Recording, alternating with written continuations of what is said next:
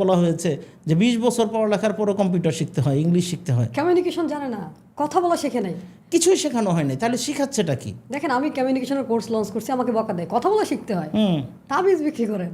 আরে ভাই, আমি বলি যে একটা মানুষ জন্ম নেয় মানুষের সন্তান হিসেবে না, সে একটা শিশু হিসেবে জন্ম নেয়। একদম একটা বাঘের বাচ্চা বাঘ হয়, একটা গরুর বাচ্চা গরু হয়, কিন্তু একটা মানুষের সন্তানকে মানুষ বানাইতে হয়।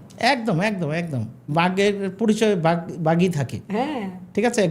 গরুকে গরুই হয়, কিন্তু মানুষকে মানুষ হতে হয়। মানুষের মতো দেখতে, কিন্তু সবাই তো মানুষ নয়। না, এটা নিজের ভেতর থেকে আসতে হবে।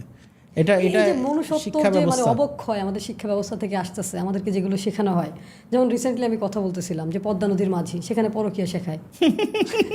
আপনি চিন্তা করেন, একটা উপন্যাস, আমাদের তো বেশিরভাগ মুসলিম, তাই না, 90+ মুসলিম একদম, কান্ট্রি এটা, একদম। সেখানে কি শেখানো হচ্ছে যে একজন কুবের, সে একজন মাঝি, তার ঘরে বউ বাচ্চা আছে, তার শালীর সাথে প্রেম, কপিলা, এবং তাকে নিয়ে সে পালানোর প্ল্যান করতেছে।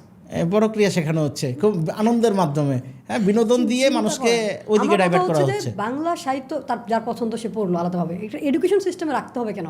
আবার এমন একটা সময় যখন সে ইন্টারে পড়ে, বয়সন্ধিকাল, ওই সময় তার আবেগটা কিরকম থাকে এটা তো আমরা জানি, আমরা তো ওই সময়টা পার করে আসি। একদম একদম ওই সময় যদি আমরা এগুলো শেখাই, প্রেম প্রীতি, আমাদের কি ইসলামিক অবক্ষয় হচ্ছে না?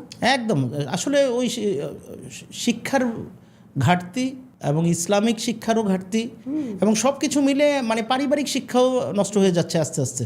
সো এগুলো থেকে যদি উতরাতে পারি আমরা, তাহলে হয়তো নেক্সট ভালো জেনারেশন আমরা পাবো। আচ্ছা, এই যে আমরা ইংলিশ নিয়ে এত মাতামাতি করি, আমরা বলি যে ইংলিশ না জানলে তার কোনো মান সম্মান নাই, কিন্তু আপনি দেখেন পৃথিবীর যত বড় বড় দেশ, তারা কিন্তু নিজের মাতৃভাষায় কথা বলে, অথচ আমাদের ভাষার জন্য আমরা জীবন দিয়েছি। মায়ের ভাষা আমাদের। পৃথিবীর কোনো জাতি আছে যে তার ভাষার জন্য জীবন দিয়েছে? না কেন, আপনি যদি দেখেন যে চীনে এত মানুষ, বা ওয়ার্ল্ডের সবচেয়ে বেশি জনসংখ্যার দেশ তো হচ্ছে চীন। নাম্বার 1। চীনের মানুষ তো ইংলিশ জানে না, বাট তারা সারা পৃথিবীকে